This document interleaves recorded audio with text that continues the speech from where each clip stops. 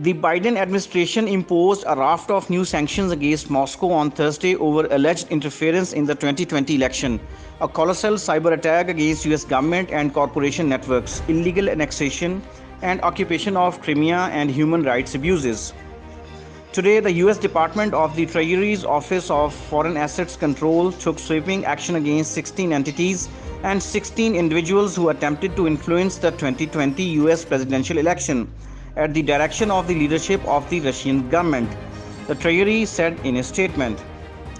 It also announced sanctions on 5 individuals and 3 entities linked to Russia's occupation of Ukraine's Crimea region and human rights abuses.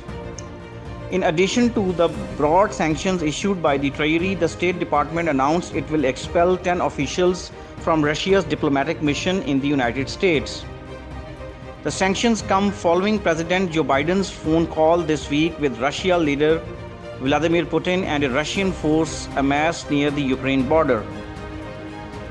Washington formally accused Russia's Foreign Intelligence Service or SVR of being behind the SolarWinds cyber attack publicized late last year, described by cybersecurity experts as one of the largest and most sophisticated hacking operations in history. The US intelligence community has high confidence in its assessment of attribution, the Treasury release said. The attack saw hackers gain access to the software used by thousands of government bureaus and companies. The Russian government denies all of the allegations. Biden also signed an executive order Thursday that allows Washington to sanction any sector of Moscow's economy, significantly broadening the scope of sanctions authorities. Under this new authorization, the US financial institutions are prohibited from conducting transactions in the primary market for a new ruble or non-ruble dominated bonds issued after June 14.